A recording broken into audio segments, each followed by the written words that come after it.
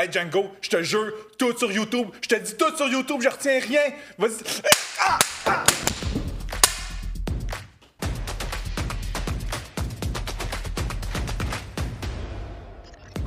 Le balado ID3 est une présentation de monexpertnumérique.com. Réservez 1 heure de consultation avec nos experts en marketing numérique, publicité en ligne, référencement web et beaucoup plus. Vous trouverez réponse à vos questions sur monexpertnumérique.com. Alors, comme on vient de vous dire, on vous dit tout sur YouTube aujourd'hui. Salut Steve! Salut LP! Hey, saison 4, on est rendu là. Nouveau décor, vous allez le voir. Nouveau ton aussi. Vous avez vu là, la pub Mon Expert Numérique. Donc, t'es courtier, écoute, on te garde toujours dans notre cœur, on t'aime. Mais par contre, t'es comptable, représentant hypothécaire, coiffeuse. Mais on va s'adresser un peu plus à vous autres aussi maintenant. Donc, on va vraiment parler du marketing numérique un peu plus largement que juste pour les courtiers immobiliers. Mais sache que ça va tout le temps s'appliquer aussi au courtage, mais on va aller plus large tout simplement. D'où l'expert numérique qui arrive un peu dans le portrait, où on ouvre un peu nos services à autre chose que du courtage immobilier. Mais sachez que le marketing de courtage immobilier, c'est sans doute le plus difficile au niveau numérique parce que le cycle de transaction est tellement long, il faut tellement entretenir longtemps un client pour être capable d'être efficace que quand on est capable de le faire en immobilier, disons qu'on est capable de le faire à peu près dans n'importe quel milieu de service possible. Là. Fait que vous allez voir, nos trucs vont s'appliquer vraiment un peu plus à tout le monde maintenant. Sinon, Steve, ça va super bien? Ça va super bien. Bien content de commencer la saison 4 dans les nouveaux décors. Oui, hein? Fini les plantes vertes. Bienvenue le froid et le et le plastique. Non, mais les plantes vertes, ils mourraient. C'est ça. Le studio n'était pas assez éclairé pour entretenir des plantes de façon efficace. Donc, on y va avec quelque chose qui va être, je crois, plus tendance et en tout cas, vraiment joli, honnêtement. Bravo à l'équipe qui a travaillé là-dessus. Absolument. On va en profiter. Fait on va commencer avec, on parle de YouTube. On va vous donner un peu les trucs pour quoi l'utiliser, comment l'utiliser, justement, pour être efficace. Il y a un paquet de choses à dire là-dessus. Mais absolument. Ça vient d'où, YouTube? Absolument. Mais YouTube, ça a débuté en février 2005. Ça a été créé par 20 ans? Wow! Oui, c'est ça, exactement. Ça a été créé par 3 jeunes, Steve Chen, Chad Hurley et Jawed Karim. Karim était un infographe, travaillait à l'entretien d'embauche de PayPal. Il avait dessiné le logo de PayPal ou peu importe. Fait que ça commence de là. À la base, YouTube était supposé être un site de rencontre. Oh, shit! Mais très rapidement, ça l'a changé. Puis, c'est devenu ce que c'est maintenant. Là, ça a évolué beaucoup. Donc, je vais vous faire un petit exercice de date de qu'est-ce qui est arrivé, les moments clés de YouTube et l'évolution. Donc, ça a été créé en février 2005. En avril 2005, la première vidéo a été uploadée. C'était justement Karim qui était au zoo et puis il a fait une vidéo de 20 secondes disant qu'un éléphant, ça a une longue trompe. Super, c'était vraiment juste ça, la vidéo. On peut le trouver encore sur YouTube. Okay. Oui, c'est vraiment juste ça qui est arrivé. Donc, ça a commencé comme ça. Par la suite, un petit peu plus tard, en juin, vu que c'est des vidéos, donc les vidéos ont commencé à se déposer tout ça, un petit peu plus tard, ils ont intégré un système pour intégrer les lecteurs sur les sites web. Donc, ça, c'est en juin qu'ils ont fait cette partie-là. Et un petit peu plus tard dans l'année, ils ont créé une section pour les créateurs de contenu, donc un studio qui appelle là, pour la vidéo, qui a évolué énormément. Là. Mais à la base, ça devait être vraiment, ça devrait vraiment être mini. J'ai essayé de trouver des images, mais j'ai pas trouvé rien de concluant là-dessus. Ensuite de ça a continué à évoluer. Ça a évolué en septembre. Ils ont ajouté les sous-titres dans les vidéos, mais pas automatisés. Donc, il fallait aller uploader nous-mêmes des fichiers dans notre... Ah oui, le fameux RTS. Exactement. Puis là, ben, le synchroniser avec les vidéos, puis ça partait tout seul. Par la suite, c'est là que Google a embarqué dans le projet. Google a acheté YouTube en octobre 2006 pour la somme de 1,65 milliard de dollars en 2006. C'est quand même une très grosse transaction. C'est une de leurs plus grosses transactions. Pas plus grosse transaction, mais une des transactions qu'eux considèrent comme la plus profitable qu'ils ont faite, c'est acheter YouTube. Il faut savoir, Ouais. YouTube, c'est le deuxième engin de recherche le plus utilisé après Google. Là, fait que, Exactement. Puis le deuxième site je ne le dirai pas, mais c'est le deuxième site le plus utilisé après Facebook dans les médias sociaux. OK. Donc, c'est quand même gros. Ouais. À ce moment-là, quand ça a été acheté, il y avait 100 millions de vidéos qui étaient vues par jour dans le monde. Ça, c'est par seconde maintenant?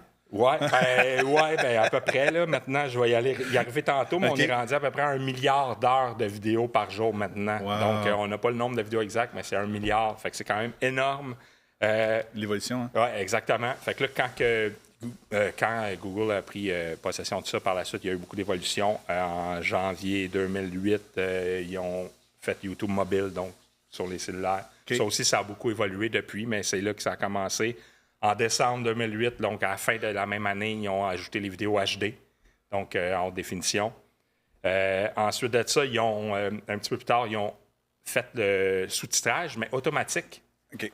Basé sur le Google Voice Search. Donc, c'était automatisé. C'était pas toujours parfait, évidemment.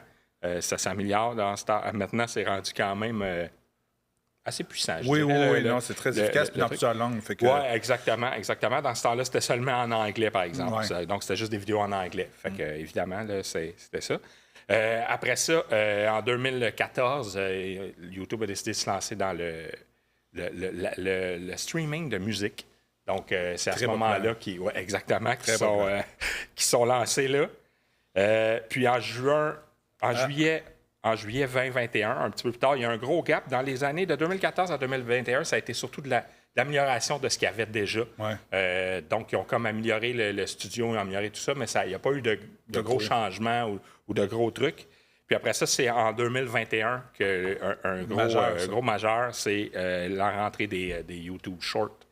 Compétitionner à Instagram. Exactement, ce qui est des vidéos de moins de 60 secondes. Aussitôt qu'on le dépose, s'il est moins de 60 secondes, il va se trouver dans les shorts automatiquement.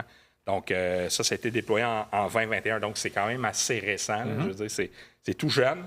Puis, en fin 2022, Google a atteint le cap de 80 millions d'abonnés à son YouTube Musique et Premium. Quand même. Ce qui fait que c'est 80 millions dans le monde qui sont abonnés. C'est quand payent quelques dollars. Fait que c'est exactement, qui payent quelques dollars. Puis avec ce YouTube Premium-là, quelques dollars, on va le voir plus loin si on veut monétiser. On reçoit un peu un retour là-dessus. Puis en ce moment, il y a 30 milliards de vues à travers le monde de shorts par jour. 30 milliards de vues sur les shorts par jour. C'est énorme. Laissez vous imprégner de cette stat-là, là, on va en reparler. Là. YouTube Shorts, 80 milliards de vues par jour. Par jour. Est-ce qu'on veut être là? Oui, on veut être là. Absolument, on veut être là. On veut être là, absolument. Puis là, comme je disais tantôt, maintenant, on est rendu à 1 milliard d'heures de vidéos par jour visionnées. Wow. Puis à chaque heure, en ce moment, il y a 30 000 heures de vidéos qui sont publiées. Donc, à chaque heure, il y a 30 000 heures de vidéos uploadées. C'est quand même fou quand on y pense. Ouais. Puis ça, quand tu y penses, quand tu pars ton compte, tu n'as même pas de limite. Non. Tu peux uploader autant de vidéos que tu veux. Donc, tu sais. Exactement. Si tu n'as pas validé, on va revenir. Tu ne peux pas mettre des vidéos de plus que 15 minutes, des trucs comme ça, mais quand même, tu n'as pas de limite. Donc, tu peux uploader. Puis, c'est ça, de quantité. Oui, exactement. Puis, il y a une petite anecdote là-dedans que j'ai trouvé le fun. La première vidéo qui a atteint le milliard de vues, évidemment, c'est Gangnam Style de Psy, la vidéo qui vient de coréen. Donc, ça a été le premier, puis c'était en 2012. Donc, 1 milliard de vues sur cette vidéo. Ça a été le premier à le faire. Il l'a fait à peu près en 5 mois, quand même. Wow, super. C'est à peu près ça pour l'historique de YouTube et puis l'achat de Google. Oui, ce qui a vraiment été le virage majeur pour eux autres. Absolument, absolument. Fait que, historique, maintenant, entrons dans l'outil comme tel. Comment on fonctionne avec YouTube, comment justement se positionner, tout ça. Donc, il y a 2 niveaux de compte qu'on peut avoir dans YouTube. Il y a le compte personnel où on fait juste consommer et se mettre peut-être des favoris ou des petites listes de lecture. Donc ça, c'est le commun des mortels qui utilise YouTube, va être du côté utilisateur, tout simplement. Donc, il va consommer le matériel, il va faire des recherches, il va voir des vidéos, il va faire tout ça. Et il y a le côté créateur où là, justement, on crée une chaîne YouTube. Donc, on peut créer plus qu'une chaîne YouTube. Pour donner un exemple, chez ID3, mais on a une chaîne par client.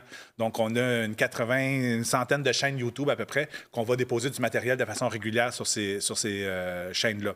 Donc, c'est important pour maintenir une chaîne YouTube d'avoir du matériel vidéo. Malheureusement, du texte ou de la photo, ça ne marche pas. Il faut vraiment créer du fichier vidéo pour être capable là, de bénéficier, dans le fond, de cette plateforme-là.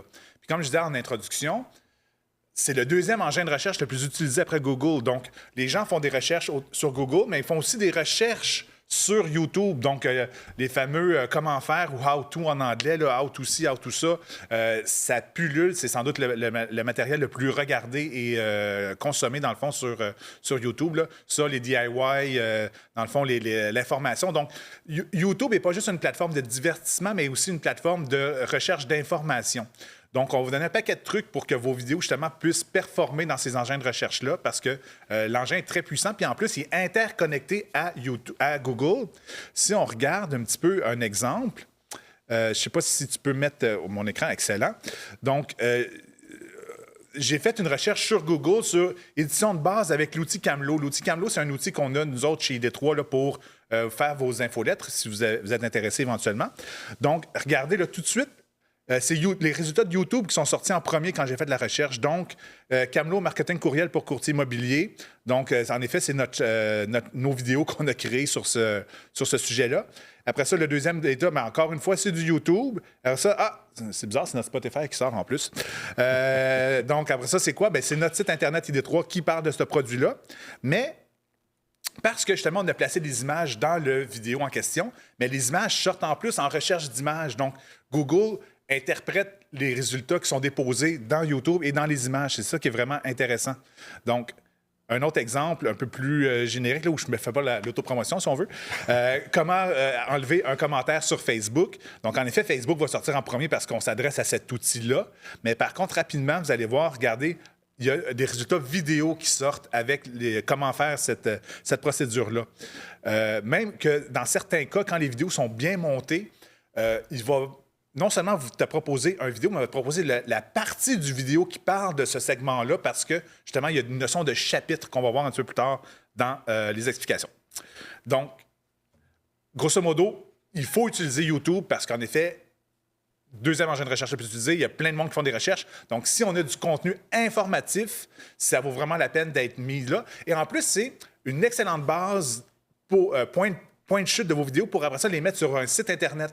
Parce qu'il y a toute la notion de lecteur embed. Dans le fond, on peut prendre notre vidéo et la copier dans un site Internet facilement. Donc, on n'a pas besoin de supporter de l'hébergement vidéo sur votre serveur. Ça se fait à même votre chaîne YouTube. Donc, c'est très facile après ça de partager du contenu, soit dans une infolette, soit dans un site Internet. Dans le fond, il y a plein de façons de faire. Là. Une fois qu'on a déposé notre contenu sur YouTube, il y a plein de moyens de partager ce contenu-là pour qu'il soit vu en plus. Fait qu'il faut vraiment en profiter.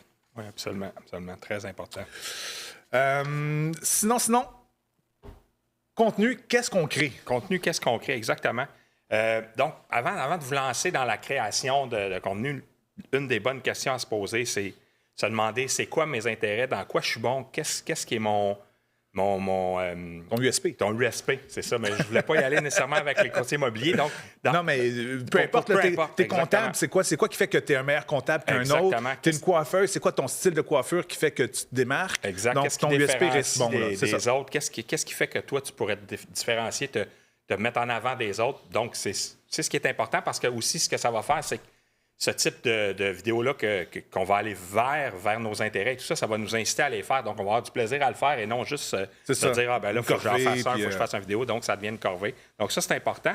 Puis, quand on a trouvé ça, ce qui est intéressant, c'est qu'on peut aller vérifier les autres chaînes ou les autres vidéos qui sont un peu semblables à ce que nous, on désire faire et on les analyse un petit peu, on vérifie ce qui est bon, ce qui est moins bon. Mais ce qu'il ne faut pas faire, c'est le copier. Il faut justement faire différent d'eux autres. Il faut faire à notre façon. Il faut être original. Il faut le faire comme nous, on pense que ça va être le mieux. Puis par la suite, avec les outils qu'on parlera plus tard, on pourra voir qu'est-ce qu'on fait de bon qu'on peut continuer à faire. Et puis, selon le nombre de visionnages de nos vidéos, puis qu'est-ce qu'on ne fait pas. Donc, on pourra par la suite, avec les statistiques, faire ça.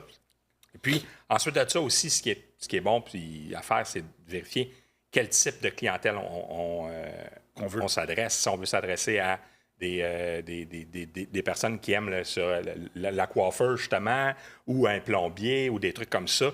Donc, il faut vérifier à qui qu'on s'adresse. Et puis, donc, dans ce cas-là, ben, on peut voir qu'est-ce qu'on peut leur apporter de plus à ces personnes-là que les autres vidéos, les autres font pas. Encore plus loin, chacune des tranches ou chacun des clients potentiels a une façon de consommer YouTube différente. Exact. Si vous avez un magasin, pas un magasin, mais un service qui s'adresse plutôt aux jeunes, mais j'irai avec du contenu court pour aller dans le YouTube Short. Exact. Si vous êtes un peu plus académique, je ne sais pas, de la comptabilité ou justement ou de la consultation, mais peut-être du format plus long va être intéressant parce que là, vous allez vouloir partager du savoir. Donc là, en effet, votre contenu ne sera pas pour la masse, mais va être pour convaincre chacun des individus, dans le fond, là, avec ce que vous savez. C'est important, justement, de savoir à qui on s'adresse pour bien planifier puis bien faire nos vidéos en conséquence pour aller chercher cette clientèle-là pour les fidéliser à notre chaîne, évidemment. C'est ça. Fait que, ça, c'est une question qui revient souvent. Hey, c'est quoi, LP, le meilleur, pas montant, mais délai? C'est quoi la durée idéale d'une vidéo? Mais il n'y en a pas. Non. Parce que votre contenu va trouver son public, tout simplement. Donc, si vous avez l'habitude de faire du contenu court, mais en effet, il va aller dans du YouTube Short, puis il va sans doute être des gens plus jeunes. S'il va être plus long, il va sans doute être des gens un peu plus âgés, bien, pas âgés, mais plus matures, disons, plus adultes. Donc, votre contenu va trouver son public selon la longueur, justement, et la régularité et comment vous allez le faire. Fait qu'il n'y a pas de formule idéale. Alors ça, c'est juste de voir votre client idéal, lui, qu'est-ce qu'il aime consommer, puis après ça, on va aller s'adresser à lui. Exactement. Exactement ça. Crime. Je peux pas en rajouter plus. Pas plus que ça? OK, non, ça je pense que tu as tout dit. Fait que justement, dans les types de contenus là, qu'on voit souvent sur YouTube, là, mais tout ce qui est information, OK? Donc, l'avantage des vidéos d'information, c'est qu'il a une durée de vie beaucoup plus longue. Quand vous placez du contenu, dans le fond, sur vos réseaux sociaux comme Facebook, Instagram, tout ça, la durée de vie d'un contenu, habituellement, est 24-48 heures. Si vous êtes super chanceux, peut-être un petit peu plus, 72 ou une semaine, mettons. Si vous avez vraiment trouvé votre sweet spot dans votre création de contenu. Sur YouTube, par contre, votre contenu va être bon beaucoup plus longtemps parce que, justement, c'est un engin de recherche. Donc, il n'est pas rare, même encore dans nos vidéos à nous, qu'on voit des vidéos qu'on a mis il y a 1 an, il y a 2 ans, encore avoir des lectures présentement parce que, justement, il est bien indexé. Il y a eu les mots-clés qui ont été mis, il y a les tags, il y a les chapitres qui sont découpés. Donc, on voit les compteurs continuer à augmenter beaucoup plus longtemps dans le temps. Donc, c'est pour une des raisons aussi pourquoi c'est vraiment intéressant d'utiliser YouTube, c'est l'investissement en temps que vous allez mettre dans votre contenu va vous rapporter beaucoup plus longtemps que si vous le mettez que sur des réseaux sociaux où là, justement, ça spin puis ça va très, très, très, très vite. Donc, un des bons trucs quand vous êtes en création de contenu, c'est que dès le début, vous allez avec votre accroche. Fait que commencez pas vos vidéos en disant « Hey, je m'appelle Louis-Philippe, je suis stratège numérique chez Détroit. Aujourd'hui, je vais vous parler de... » Déjà, là, mon premier 5 secondes que je viens de me présenter, là, je l'ai brûlé, puis il y a peut-être des gens qui ont quitté la vue de cette vidéo-là. Donc, tout de suite, dans les premières secondes, c'est quoi votre accroche? Après, plus tard dans la vidéo, vous aurez la chance de vous présenter. C'est pas grave, dans le fond. Si le sujet est bon pour la personne, il va vouloir savoir c'est qui.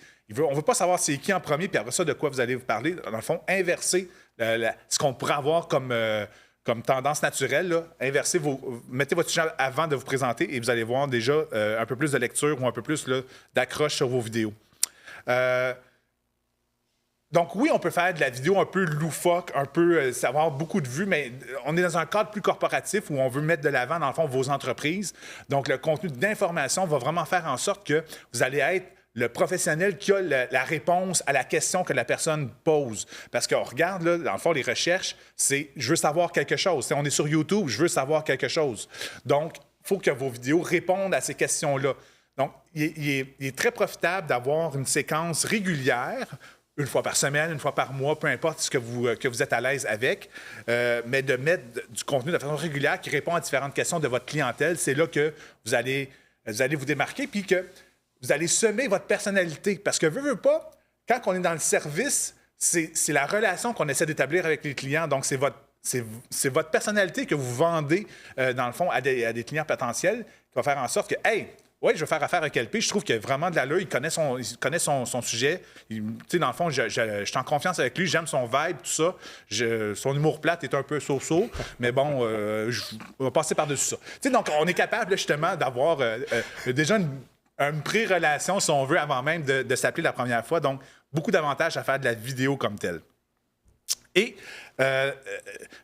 c'est un des endroits où, en plus, la personne est captive, elle vous écoute. Donc, il n'y a pas de bruit autour de vous. Il n'y a pas 3-4 personnes dans un cocktail qui essaient de faire aussi une joke plate en même temps que vous. Donc, tu sais, vous avez un canal privilégié. Donc, c'est vraiment important, là, justement, de le privilégier, ce canal-là, puis de semer, dans le fond, du matériel. Puis, comme je vous dis, après ça, on va le réutiliser, on va le mettre dans vos infolettes, on va le mettre dans vos réseaux sociaux peut-être aux 3 mois, parce que c'est peut-être quelque chose, en plus du matériel intemporel, qui n'est pas axé sur de l'actualité, mais qui, dans le fond, comment faire un rap, mettons, vous êtes comptable, puis vous l'expliquez comment faire un rap, mais là, dans le fond, vous pouvez en parler maintenant, mais vous pouvez en parler aussi dans 6 mois. Ça va être la même façon de faire un rap, dans le fond, pour vos clients, mais c'est pas le même genre, c'est pas les mêmes gens qui vont le voir dans 6 mois que maintenant. Donc, on est capable de republier du matériel qu'on a déjà produit dans le temps. Donc, ça peut être vraiment une avenue intéressante aussi pour optimiser votre temps. Absolument, absolument. Puis, comme tu disais, là, pour faire du coq à l'âne, on passe aussi de comment optimiser nos vidéos et tout oui, ça. Donc, c'est ça. Quand on fait des vidéos justement qui sont plus corporatifs, on veut justement, ou plus informatifs, on veut les montrer, mais on peut les mettre dans des listes de lecture. Puis si on aime mieux faire des vidéos un petit peu plus légers, un petit peu plus avec de l'humour plate, mettons, ou des trucs comme ça, on peut se faire une autre liste de lecture. Puis aussi, ça l'aide dans l'optimisation de la recherche aussi, quand ils sont dans des listes de lecture. Oui, c'est ça. Exactement. Regardez, là, à l'écran, justement, je vous mets un peu notre setup de chaîne YouTube à nous, où on a justement des listes de lecture. Donc, on est capable là, de rapatrier des vidéos qui ont le même sujet ensemble et de partager un lien qui amène justement à l'ensemble de ces vidéos-là qui ont le même sujet. Donc, saison 2, on peut le voir tout ensemble. Vidéo formation, je vais en parler tantôt, mais saison 3, même chose, on l'a rapatrié sur une liste de lecture. Donc, dans un seul clic, on voit les 12 webinaires de l'an passé. Donc, on est capable là, justement de ramasser du matériel ensemble. Exactement. Puis c'est intéressant pour la recherche aussi, pour le SEO. On vient au SEO, on vient à la recherche, donc on veut que nos vidéos soient trouvées, on veut que nos vidéos soient vues. Donc, il y a plusieurs trucs pour faire ça, dont les listes de lecteurs fait partie de ces trucs-là. De ne pas mettre toutes les vidéos pêle-mêle n'importe où dans une chaîne, ça fait que c'est considéré comme moins sérieux aussi en même temps par YouTube si on fait juste dropper nos vidéos-là. Il y a plusieurs autres trucs. Là. Il a choisir les bons mots-clés. Donc, pour le titre du vidéo, donc choisir les bons mots-clés, soit pour le titre et dans la description. Pour ce faire, ce qu'on peut faire, pour faire ça, on peut juste faire une recherche dans le YouTube, voir ce qu'il nous suggère. Souvent, il nous suggère des trucs. Ces trucs-là, souvent, c'est ce que les utilisateurs recherchent. Donc, c'est des trucs qui sont pertinents, des mots-clés qui sont pertinents. Donc, on peut aller utiliser ces mots-clés-là dans nos descriptions, dans nos titres de vidéos. Il ne faut pas juste mettre dans la description les mots-clés qui reviennent à chaque 2 phrases. Il faut quand même mettre un texte qui est un texte unique, donc on va retrouver seulement là. Et on va intégrer dans ce texte-là les mots-clés qu'on veut diffuser, comme là, dans cette vidéo-là. C'est notre webinaire du mois dernier, d'ailleurs. Exactement. Donc, on a mis les mots-clés, on a divisé les chapitres dans la description.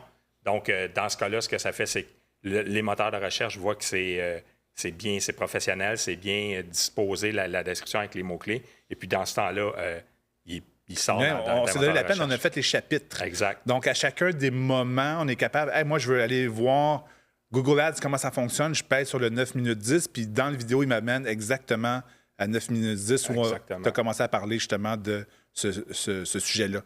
Donc, regardez là en bas, là, vous avez les différents chapitres ici et ils sont nommés.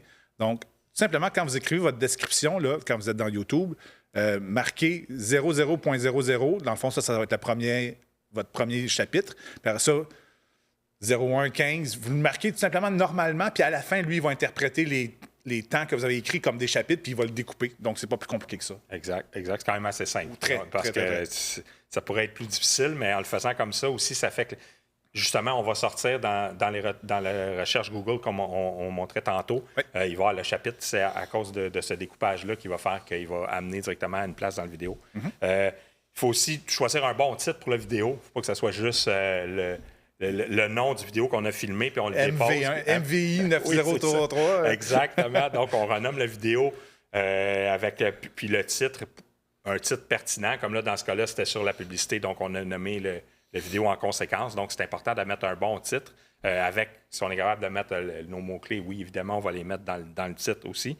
Ce qui est important aussi, c'est de mettre des bonnes miniatures et ne pas juste utiliser les miniatures que YouTube nous conseille. Donc, les miniatures, c'est les petits... c'est ce qu'on voit ici dans la deuxième colonne à l'écran. Là. Ouais. Donc, c'est justement, chaque vidéo a sa petite miniature, sauf, regardez, là, Trudeau, de l'incompétence à la quasi-intellectuelle, mais ils ont simplement gardé le contenu, si on veut, là, de la vidéo, mais toutes les autres, vous voyez, là, on a des miniatures, donc on s'est donné la peine de faire une image pour expliquer notre vidéo.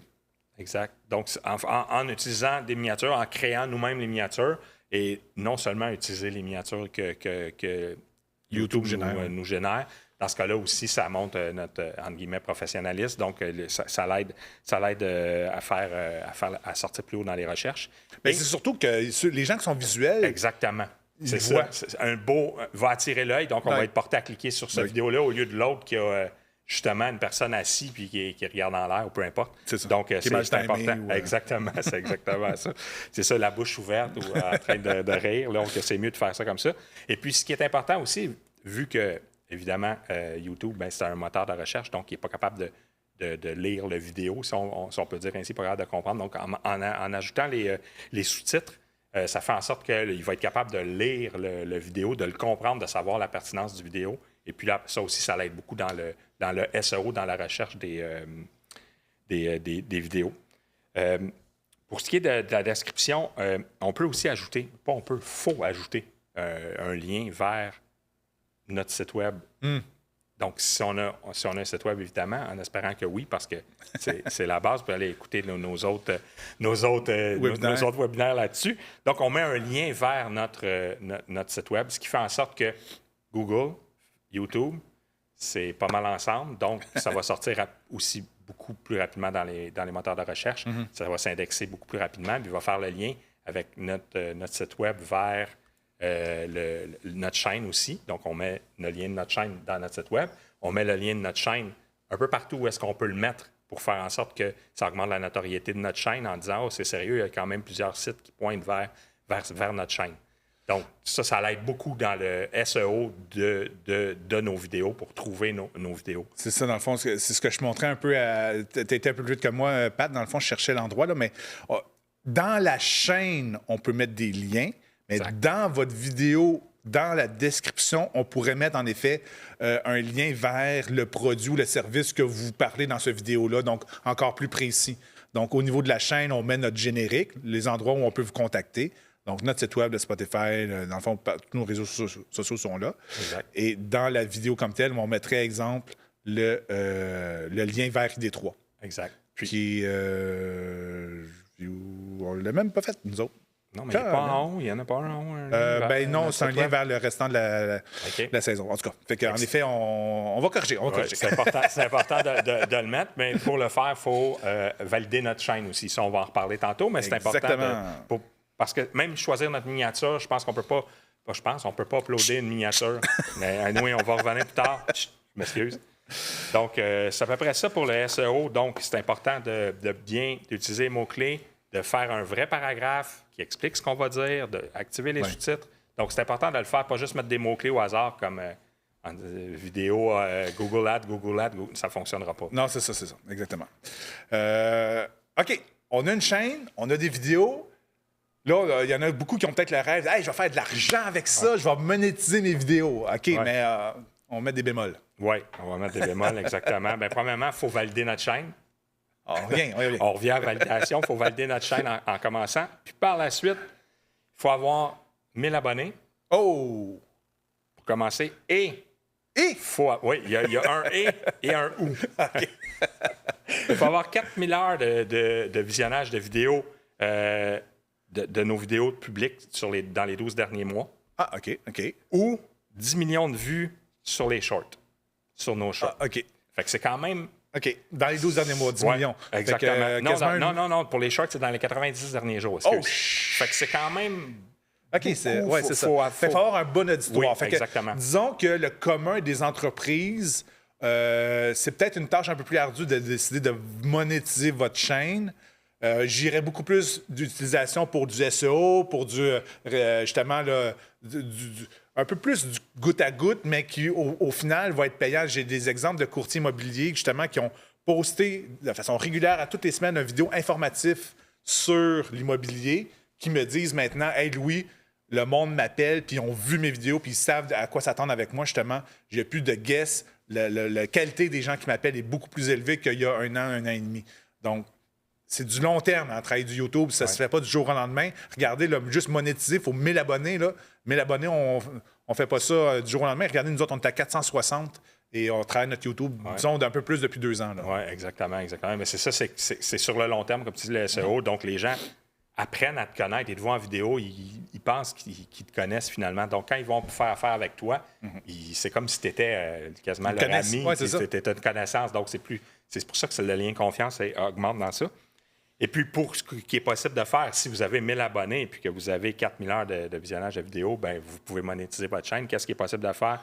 Bien, c'est des revenus publicitaires. Donc, quand il y a des publicités, vous avez une redevance. Okay. Dans la partie shopping aussi. Donc, si vous avez des liens affiliés avec des partenaires qui font de la vente, vous allez recevoir une redevance. Il y a aussi les revenus de YouTube Premium, comme je disais tantôt. Donc, s'il y a des gens qui sont premium, qui regardent vos vidéos, vous allez recevoir une partie aussi. Il y a aussi le nombre de membres que vous avez à votre chaîne qui est monnayable, exactement. Et puis, il y a les super chats et les super stickers. Ça, c'est pendant des vidéos que vous faites. Il y a des fans qui peuvent vous envoyer des messages avec un montant. Donc, des dons, genre. Exactement. Moi, je suis une chaîne de spinning, là, de vélo. Là. Okay. Puis, quand c'est live, il y a des gens qui envoient, mettons, des 5 des super chats puis des trucs comme ça. Puis, il y a aussi les super tanks. Les super merci, comme je pourrais le dire en français. Donc, eux, c'est les commentaires des vidéos. Ça, c'est sur les shorts qu'eux peuvent t'envoyer des super merci. Puis là, c'est aussi des montants que tu reçois. Donc, c'est comme ça qu'ils font pour monétiser leur chaîne. Mais il faut avoir 1000 abonnés en partant. Puis après ça, le reste, ben, c'est pas super simple de monétiser sa chaîne. Non, mais c'est ça. C'est quasiment un job à temps plein, honnêtement. J'ai une question, oui, si vous êtes influenceur, ça peut valoir la peine. J'ai une question pour toi, Steve. Je suis certain, je ne veux pas te mettre dans l'embarras. Tu vas le faire, mais je suis certain qu'il y a des gens qui se posent la question combien ça rapporte, c'est combien de la view, c'est combien de sous. On a-tu une idée, un ordre de grandeur de ce que ça peut rapporter une chaîne YouTube? C'est par palier, donc c'est pas universel comme montant. En effet, tant que tu n'es pas dans la monétisation, YouTube garde ça bien secret. Fait que c'est assez difficile de trouver des réponses à cette question-là.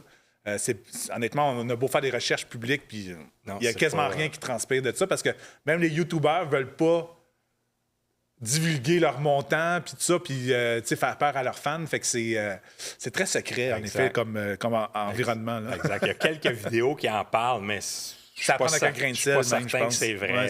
Faites 5 000 euros par mois en faisant juste ceci, bien, je ne suis pas... J'ai pas vraiment de chiffre précis là-dessus. Je pourrais en chercher éventuellement. Peut-être on pourrait le rajouter dans la description. On fera un short là-dessus. On fera un short à propos de ça. Donc, comment justement on peut optimiser notre chaîne comme telle? Le premier secret, c'est certain, c'est de publier de façon régulière. OK? S'il n'y a pas de vidéo, malheureusement, il n'y a rien qui va aboutir au niveau de la chaîne. Donc, il faut trouver votre rythme. OK? Il n'y a pas de rythme idéal. C'est juste que certain que plus vous le faites rapidement, aux jours, aux semaines, mais disons que c'est la façon la plus facile d'augmenter rapidement votre auditoire. Si vous êtes au mois, mais en effet, ça va être beaucoup plus difficile et beaucoup plus long à faire. Si vous publiez au mois, ce que je peux vous recommander, c'est de recycler votre matériel en le découpant en plus petites fractions pour faire du short entre les publications. C'est un peu la stratégie qu'on utilise nous-mêmes. On prend notre fameux webinaire qui dure 45 minutes, 1 heure, et on le découpe avec un outil qui s'appelle Opus Pro, qui, lui, va prendre 1 minute et le transformer en mini-clip avec, en plus, les sous-titres et tout. Et là, nous, on le dépose dans nos YouTube Shorts, on le dépose sur nos chaînes, sur nos réseaux sociaux pour amener des gens vers le vidéo principal. Donc ça peut être une bonne façon, là, justement, là, d'aller chercher des auditeurs supplémentaires. Aussi, si vous êtes en mode publicitaire, donc vous faites de la publicité sur Google, mais sachez que quand vous êtes en mode display, donc quand vous faites de la publicité sur les sites Internet ou les applications, dans le fond, de Google, mais vous pouvez intégrer dans le mix oui, des photos, oui, des textes, mais les liens de vos vidéos YouTube. Et là, vous allez tomber justement en mode publicité YouTube où c'est vous qui allez être la fameuse pub de 15 secondes avant la vidéo de quelqu'un d'autre qu'on est tanné de voir. Fait que mais si votre vidéo de 15 secondes est bien montée, qu'en dedans de 3 secondes au début de votre vidéo, on comprend vous êtes qui, vous faites quoi, c'est quoi votre offre de service ou c'est quoi votre différenciation. Si la personne fait skip, vous ne serez pas facturé. Donc ça, c'est un petit secret. Vous êtes facturé seulement quand la personne voit votre pub au complet. Si elle le skip, elle ne le voit, vous n'êtes pas facturé dans votre compte. Donc, il y a moyen d'avoir beaucoup de visibilité avec très peu de frais en faisant de la pub avec vos vidéos. Donc ça peut être vraiment un aspect super intéressant là, d'utiliser votre compte YouTube pour faire ça. Fait qu'il faut créer votre compte YouTube, mettre du matériel, faire des mini-clips, et après ça, on va en mode publicitaire, on lit ces clips-là à des campagnes, et là, vous allez voir la magie. Vous allez avoir des vues, vous allez avoir du monde peut-être qui va vous s'abonner à votre chaîne à cause de votre pub.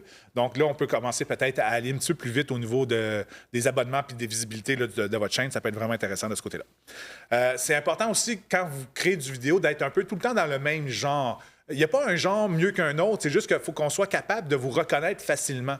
Donc, si à chaque vidéo, mais c'est un look différent, c'est un propos différent, mais à un moment donné, justement, vous ne réussissez pas à bâtir votre audience. Imaginez justement une série télé où une semaine, c'est de l'horreur, une semaine, c'est de la police, l'autre semaine, c'est du drame, puis la dernière, c'est rom-com. Dire, ben, pourquoi j'écouterais la même série si c'est jamais la même chose qu'on me propose? Fait que c'est un peu le même esprit que quand vous créez votre contenu vidéo, d'être un peu dans le même esprit tout le temps. Donc, nous, notre esprit, c'est de vous donner de l'information pour que vous soyez capable de vous débrouiller avec les outils numériques, puis que si vous n'avez pas le temps, mais vous nous contactez pour qu'on vous aide à installer ces stratégies-là. Donc, on vous donne toute l'information pour que vous soyez en mesure d'avoir le vocabulaire, au pire, et quoi demander si vous faites affaire avec d'autres entreprises que nous, mais que vous ayez au moins les bons réflexes et les bonnes choses en tête là, quand on parle des différents éléments. Donc, c'est ça. Donc, utilisez autant du short que du long format pour justement augmenter votre audience. Vous allez voir, le short va faire en sorte que votre audience va augmenter plus vite que si vous faites que du long. Vous allez voir, ça vaut vraiment la peine d'aller de ce côté-là. Exact. Puis la constance aussi, c'est oui, d'en faire. Exactement. Si on le fait au mois, on le fait à chaque mois. Donc, il faut le faire tout le temps. Si on skip des mois, les gens...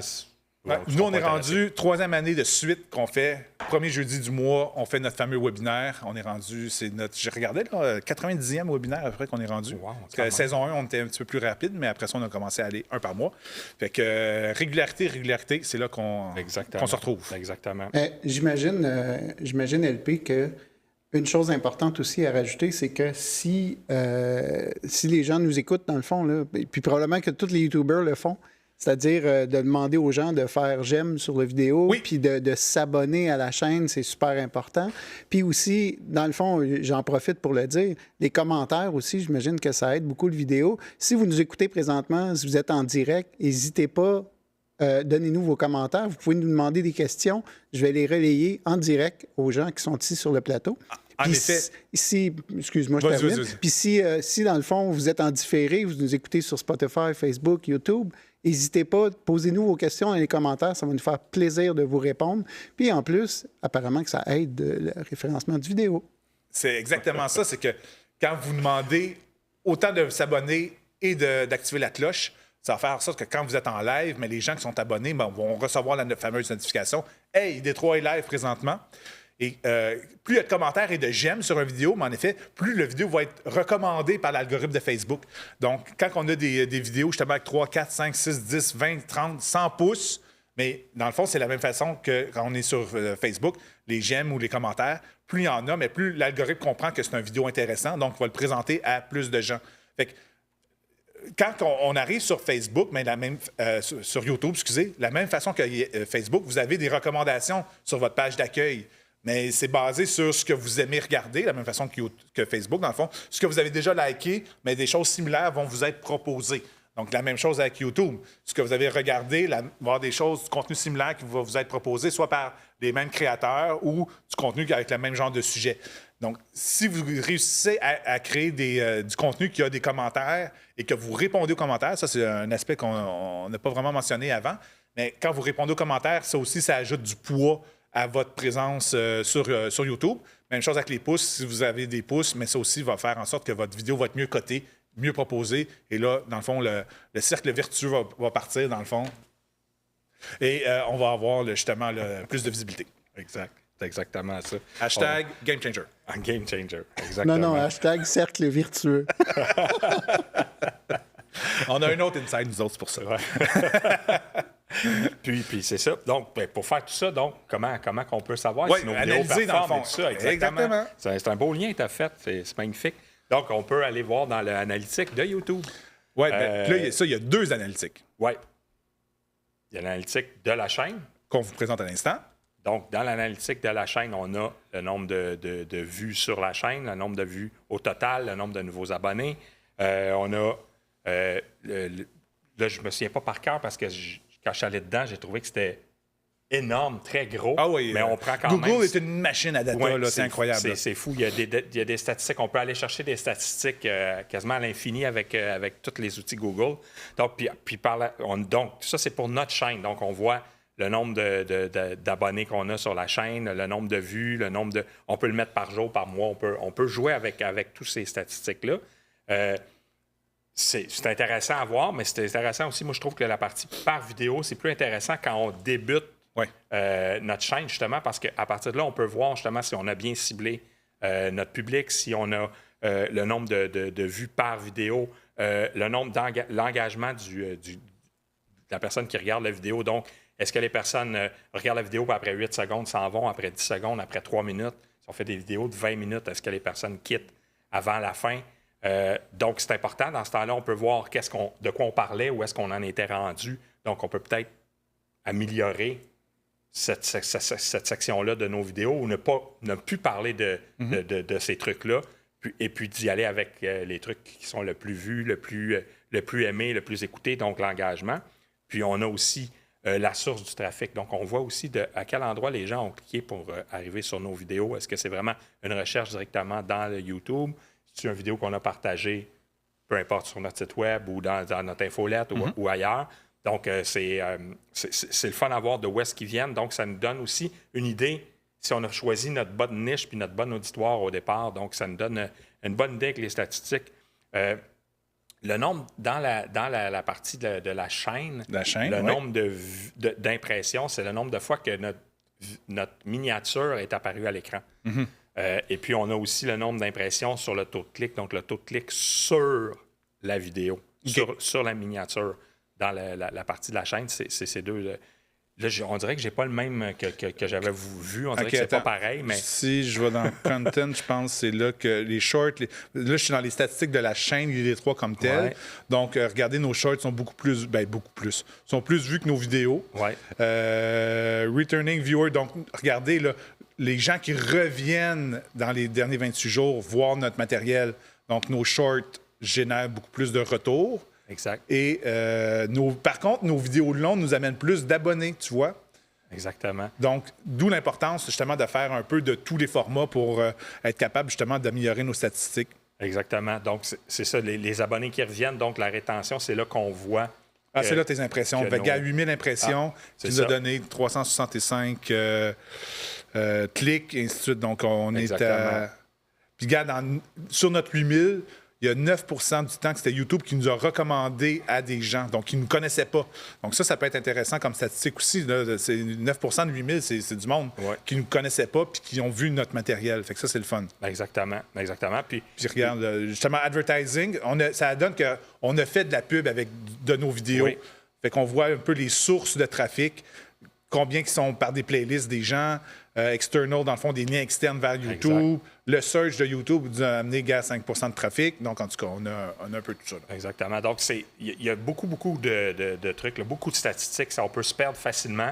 Mais moi, ce que je dis qui est le plus important, c'est le nombre de vues et puis le nombre de temps de visionnage de notre vidéo. Donc, si on fait une vidéo de 10 minutes puis il est vu 10 secondes, donc, la majorité du temps, il faut se poser des questions sur la pertinence de nos vidéos. Ensuite de ça, comme je dis, le nombre d'impressions, le nombre de clics, c'est bien. Mais aussi, c'est la rétention donc les personnes qui reviennent. Et puis, les personnes qui reviennent voir nos vidéos. Et puis, c'est là qu'on peut aussi analyser, comme je disais tantôt, nos vidéos. Quelles parties sont les plus populaires pour justement... Puis, sur quelles vidéos ces personnes-là reviennent voir. Donc, dans ce cas-là, ça nous donne aussi une indication sur... Je peux-tu faire d'autres choses dans ma chaîne? Je peux-tu aller vers d'autres types de vidéos, peut-être dans le même créneau que je me suis choisi, mais peut-être aller plus avec un style de ce genre-là. Donc, c'est très important, les statistiques. Comme je dis, on peut se perdre facilement. Fait allez-y, regardez les statistiques, mais il ne faut pas non plus être déprimé si une vidéo a seulement 3-4 vues au départ. C'est normal, mais je pense que ces statistiques-là vont aider à justement mieux vous enligner pour vos futures vidéos, mieux vous enligner pour votre chaîne.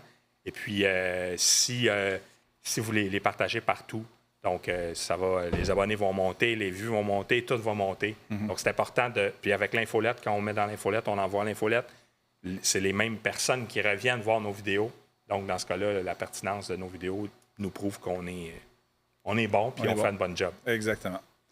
Donc, sortons un peu de YouTube. On va vous montrer un peu des outils pour vous aider parce que un des challenges principaux pourquoi les gens se disent « Ah, je ne ferai pas de vidéo », c'est justement c'est l'outillage, dans le fond. C'est comment qu'on peut fonctionner. Fait qu'il y a quelques vidéos qui existent pour vraiment vous faciliter la vie. Canva offre des outils d'édition vidéo. Donc, il y a moyen justement de uploader votre vidéo dans Canva, de faire quelques coupures, de rajouter du texte au début, mettre une petite musique à la fin, un petit outro, donc rendre ça un petit peu plus cute directement dans Canva. Donc, si vous l'utilisez déjà pour d'autres raisons, mais raison de plus de le garder, Canva est un super outil, honnêtement. CapCut est très populaire aussi pour faire de l'édition en ligne. Donc, vous êtes on the fly avec votre cellulaire, vous travaillez de la maison et du travail. Donc, il y a moyen d'uploader votre vidéo. Vous avez votre projet un peu partout. Donc, vous êtes capable là, de faire de l'édition à partir de là. Nous, au bureau, on est très DaVinci. DaVinci est une suite excessivement puissante, honnêtement, pour professionnels un peu plus avertis. On fait de la correction de couleurs, de la correction de son, on peut faire de l'effet spécial. Honnêtement, beaucoup de films hollywoodiens utilisent DaVinci comme outil. Il est gratuit, donc il y a une version gratuite et une version payante, mais disons que la version gratuite peut faire 90 de ce que vous voulez, que vous avez en tête, là, sans trop de problèmes. Sinon, je voulais vous montrer Descript. Descript est un super outil un peu plus poussé avec le AI où dans le même outil, on est capable de faire de l'édition, du podcasting en direct, de l'enregistrement à distance. On peut générer des clips, on peut générer des sous-titres avec ça. On peut mettre du AI pour faire de la transcription, pour faire même... On écrit notre texte, puis c'est une image qui va le dicter. Donc, il y a beaucoup, là, justement, d'outils dans Descript là, qui est vraiment un outil puissant que je commence moi-même à utiliser de plus en plus. Et l'outil par excellence, dans le fond, pour vous aider, c'est Opus. Donc, ici, j'ai un exemple où on a mis notre webinaire du mois dernier dans Opus. Et dans le fond, tout ce que j'ai fait, c'est que j'ai copié-collé le lien de mon épisode de YouTube dans Opus. Et là, lui, il part, il l'upload, il analyse tout ce que j'ai dit dans le texte. Puis après ça, il va dire « OK, parfait, voici les 20 clips les plus intéressants, dans le fond, de ton dernier webinaire. » Et là, il t'explique même pourquoi ce clip-là est intéressant. Donc, mon numéro 1, qui score à 99 %, c'est le début de la vidéo capture efficacement l'attention de l'audience en mentionnant la popularité d'Instagram et de TikTok. Donc, lui, il évalue que de dire ça, justement, est quelque chose d'intéressant. Et après ça, il y a le texte que moi, j'ai dit. Par contre, il faut juste aller s'assurer que ce qui est écrit là est correct parce qu'il est un peu phonétique sur certains termes québécois. Donc, il faut des fois aller faire un petit peu plus là, d'édition, mais disons qu'il est right-on là, dans la majorité du temps. Et justement, nous, on filme de façon horizontale, mais lui, il le remet en version verticale. Donc, on voit Steve 2 fois, justement, dans cet exemple-là, parce que, justement, il y a une transition, en tout cas, je pense, au niveau de la vidéo. Puis lui, il a tout de suite recadré, là, dans le fond, pour que ça marche en mode short, en mode reels, en mode stories, ce qui est très populaire.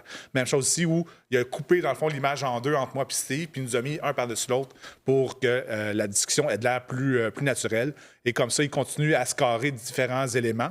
Puis, absolument, il va faire des vidéos entre 1 minute, 30 secondes et 1 minute 45. C'est pas mal son target parce qu'il sait qu'on veut optimiser, dans le fond, pour du story, du reel, du short. Donc, ça fait du matériel super.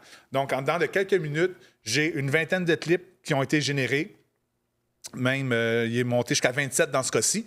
Et je pourrais tout downloader ça et justement faire une cédule, un calendrier de publication de mes shorts pour, en attendant, justement, ma prochaine capsule qui va être plus longue, qui va être d'1 heure environ, comme le webinaire de ce mois-ci. Bingo! Et on recommence comme ça. Donc, un super outil là, pour vous aider dans votre quotidien, dans le fond, de production vidéo. Mais il y a des choses qu'il ne faut pas faire.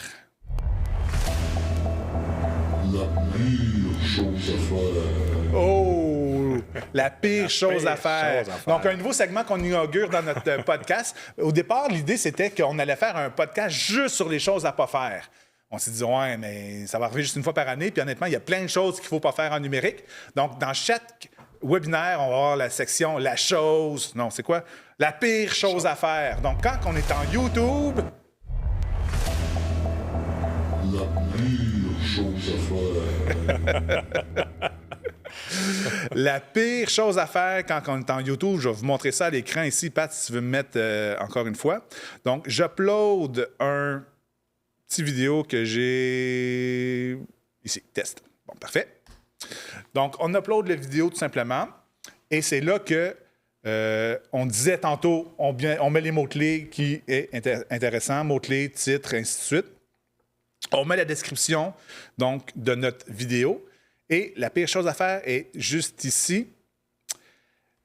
Là, mon YouTube est en anglais, mais il y a la question tout le temps. Oui, cette vidéo est faite pour les enfants. Non, cette vidéo n'est pas faite pour les enfants. Ne cliquez jamais « Oui, cette vidéo est pour les enfants ». Si vous faites ça, vous vous ramassez sur YouTube Kids. Donc, c'est vraiment important de dire non, cette vidéo n'est pas faite pour les enfants. C'est pas parce que votre contenu n'est pas 18 ans et plus qu'il est fait pour les enfants. Donc, quand on upload notre vidéo, puis si on dit oui à cette question-là, c'est la pire chose à faire, on se ramasse dans YouTube Kids.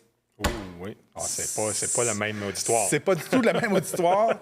Et vous allez justement manquer une belle opportunité. Donc, c'est important de bien cliquer à cet endroit-là. Non, mon matériel n'est pas fait pour les enfants. Ailleurs, il y a un endroit où on pourrait dire « Hey, ce matériel-là est fait pour les 18 ans et plus ou est fait pour les 16 ans et plus. » Donc, on est capable de classifier quand même notre matériel si on voudrait. Mais au moins, ne dites pas qu'il est fait pour les enfants. Sinon, en effet, vous allez perdre votre avantage, votre edge, dans le fond. Et valider son compte, c'est la pire chose à faire si on ne le valide pas. Exact. Parce Donc, que... il faut valider notre compte. Bien, pour plusieurs raisons, c'est qu'on ne peut pas mettre de lien dans les descriptions si notre compte n'est pas validé. Oui. On ne peut pas changer nos miniatures. Exactement. On ne pourrait pas monétiser notre chaîne. Exactement. Donc, et puis, on ne peut pas faire de diffusion en direct. Exactement. On parle les lives aussi. Exactement. Et donc, on n'a pas l'analytique avancée. Puis, on ne peut pas personnaliser notre chaîne. Donc, il y a des éléments comme, justement, les liens vers notre site Internet, pas juste dans la description, mais dans la chaîne aussi. On n'a pas tout ça. Et Exactement. on est limité à des vidéos de moins de 15 minutes. Donc, si on veut du contenu plus long, mais on ne pourra pas le faire. Puis, honnêtement, valider là, la chaîne, c'est vraiment très simple. Ouais. On met notre numéro de cellulaire, il nous envoie un code, puis on le rentre dans le module, puis bingo, on est validé. C'est aussi simple que ça. Exact. Donc, c'est un no-brainer d'aller de ce côté-là et de le faire. Exact. Ça ne vaut pas la peine de ne pas le faire. Exactement. C'est plus long de pas le faire que de le faire. Oui, exact. Comme dirait un grand sage. Donc, c'est ça, dans le fond. On fait un petit wrap-up. Puis, je reviens un petit peu avec les principaux freins pour ne pas créer du vidéo, qui, honnêtement, sont tous des freins, je trouve, un peu psychologiques plus que autre chose. Là. Manque de temps. Hey, manque de temps, là. Il y a moyen que dans une heure, on peut créer 10 vidéos. OK? On s'assoit, on a notre liste de sujets. Il faut juste un peu plus de préparation, mais on est capable, dans une heure, de créer 10 vidéos pour, justement, notre 2 mois à venir d'une façon assez rapide. Puis si vous manquez d'inspiration pour le sujet, ChatGPT, un super outil.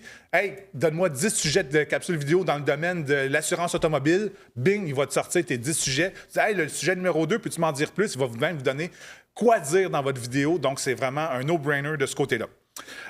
Crainte d'exposition médiatique, mais ça, c'est vraiment juste dans votre tête. Il n'y a aucune... vous n'allez pas être vu par 4 millions de personnes là, sur YouTube. Il ne faut pas se compter de mentir. Là. Vous allez créer quelque chose qui va être un peu petit au départ. Donc, ça va être vos amis, votre famille sans doute. Après ça, un client, 2 clients, 3 clients. Puis de toute façon, toute cette exposition-là va juste vous amener plus d'argent dans vos poches au final parce qu'il va y avoir plus de transactions qui vont se créer. Donc, vraiment, aucune... Il n'y a pas de raison d'avoir peur d'être sur YouTube, honnêtement. Compétences techniques. Écoute, pars avec ton cellulaire, mets-toi en record, mets-toi de côté horizontal et bingo, c'est pas plus compliqué que ça. Le contenant n'est pas si important que ça si ton contenu est intéressant. Et dans le fond, ton matériel vidéo va trouver son public de toute façon. Donc oui, c'est un beau studio, c'est léché, tu as un beau look, parfait. aucun problème avec ça. Tu vas avoir ta clientèle qui va aimer ce genre de look-là. Mais si tu es plus type Gonzo, commando style, avec ton sel accroché après une branche dans le parc, mais parfait, tu vas trouver ton public aussi avec ça quand même. Donc, ne t'empêche pas de faire de la vidéo parce que tu n'as pas l'équipement pour en faire, OK? Incertitude quant au retour sur investissement. Écoute, il n'y a aucune... Je suis gelé. Il n'y a aucune situation que j'ai vue où la personne faisait du vidéo puis il a perdu de l'argent à cause de ça. OK? Regardez, vous allez justement de façon très simple avec votre cellulaire, ça ne vous coûte rien. Aucun investissement en équipement, juste en temps. Vous mettez du matériel de façon régulière. Vous allez voir, les gens vont vous prendre plus au sérieux, vont aimer votre vibe, vont aller vers vous, vont demander vos services, puis il y aura de l'argent qui va rentrer au bout du compte. Donc, le retour sur investissement, il est là, dans le fond. OK? Ça ne vous a rien coûté, c'est juste du temps. Allez-y de l'avant. Honnêtement, il ne faut pas se barrer pour ça. Peur de ne pas être légitime comme créateur de contenu. Écoutez, je peux vous montrer là, un paquet de chaînes là, que ça n'a pas d'allure, qu'est-ce qui est raconté. C'est fou. Parlons juste, mettons, des anti-vax ou des quoi que ce soit. Je veux dire, tu sais, sky's the limit, là. Fait qu'il n'y a aucune crainte à penser qu'on n'est pas légitime. Si de votre côté, vous avez un titre professionnel ou que vous avez une job puis vous faites ça depuis longtemps, mais déjà en partant, vous avez le droit de faire du contenu sur YouTube. OK? Il n'y a pas de critères minimum pour être créateur. Là, dans le fond, c'est juste d'avoir de la volonté, mettre du matériel et bingo, vous êtes dans la grande famille YouTube. Aussi simple que ça. Aussi simple que ça. Fait que je ne sais pas si ça a été assez clair pour vous, ça vous donnait un petit peu la piqûre. C'est certain que là, on a vraiment été autour de YouTube comme tel, mais Pat, si tu veux remettre mon écran, j'ai une série de 21 vidéos qu'on a créées l'an dernier sur justement la technique de créer de la vidéo. Donc, quel équipement qu'on veut avoir si on veut aller plus loin. C'est quoi les outils dans ChatGPT pour créer du contenu. C'est comment, justement, bien présenter sa vidéo. La technique dans YouTube, où mettre les choses dans Vimeo. Donc, on a une série de 21 vidéos. Scannez ça, vous allez tomber sur notre playlist qui parle vraiment en détail de comment créer de la vidéo comme telle pour les nuls. C'est la série La vidéo pour les nuls, création de contenu vidéo. Et bingo, vous allez avoir vraiment une belle série de capsules, dans le fond, pour vous aider. Évidemment, si vous ne pouvez pas scanner le code, le lien va être dans la description. Le lien va être dans les commentaires si vous ne pouvez pas scanner le code. Exactement. Tout à fait. Mais sur ce, dans le fond, c'est wrap-up épisode 1, saison 4. Et on vous revient saison 4, épisode 2, avec la plomberie numérique. On va vous parler justement de le setup idéal au niveau numérique quand on veut se partir de ce côté-là. Et c'est certain qu'entre-temps, ce que vous allez faire, c'est que vous allez aller sur Facebook, ID3, j'aime. Vous allez aller sur YouTube, ID3, je m'inscris. Vous allez dans Spotify, ID3, je m'inscris. Et là, vous allez être vraiment notifié partout, à savoir quand on a du nouveau matériel, des nouveaux conseils, des nouveaux webinaires. Dans le fond, vous n'allez rien manquer et vous allez pouvoir rester en avant de la parade avec nous au niveau du marketing numérique et vous allez pouvoir justement vous démarquer dans votre secteur et devenir la référence et que les gens viennent vers vous, dans le fond, pour prendre vos services. C'est ça l'objectif, dans le fond, de la saison 4. On veut vous donner tout ce qu'il vous faut pour que vous puissiez vous démarquer et que vous soyez vraiment la référence dans votre secteur. Exactement. Tout est dit. À la prochaine. Le balado ID3 est une présentation de monexpertnumérique.com. Réservez 1 heure de consultation avec nos experts en marketing numérique, publicité en ligne, référencement web et beaucoup plus. Vous trouverez réponse à vos questions sur monexpertnumérique.com.